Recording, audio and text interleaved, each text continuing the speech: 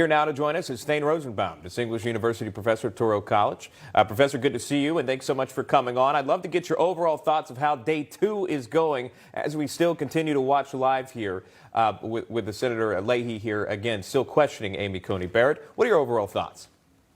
Well, Judge Barrett has been really impressive this morning on multiple levels. Her level of knowledge about the process of judging, which is very different.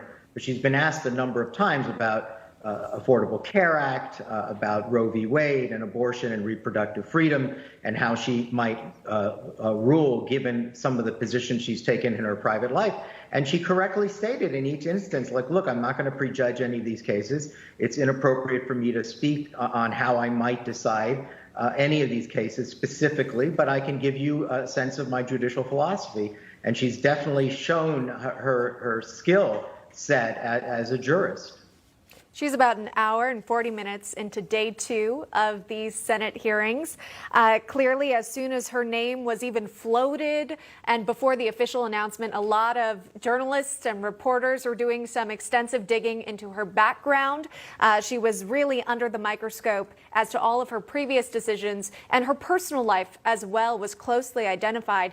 And the judge also mentioned this during today's hearing as to why she decided to go through this process. I want to play you that sound, Thane, and then get your response.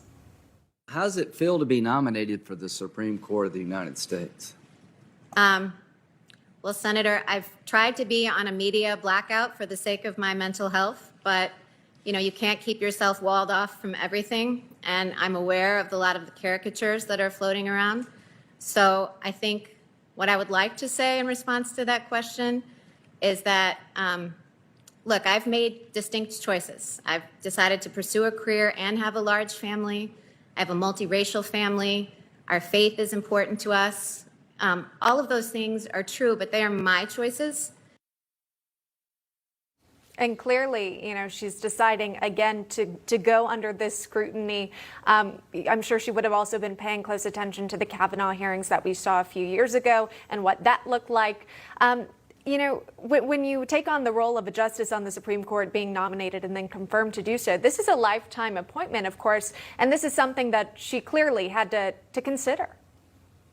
Yes, Emma, I thought that was such a winning answer, very disarming. She basically said, look, I understand that people have taken a look at my background and my choices that I've made, but those convictions that I have in my personal life and the decisions that I've made as a mother and as a working mother have no bearing on my judicial philosophy.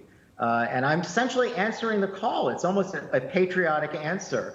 I understand that I'm subjecting myself and my family to great scrutiny, and one only does this if they think they're doing the right thing by answering the call and serving America in this way. I thought it was just a wonderfully disarming answer, because she was essentially saying, for those of you who have been wondering about my faith and my family, none of that should have any effect in my judicial philosophy. And I'm open to everything, all the questions that you ask, other than how I might prejudge cases.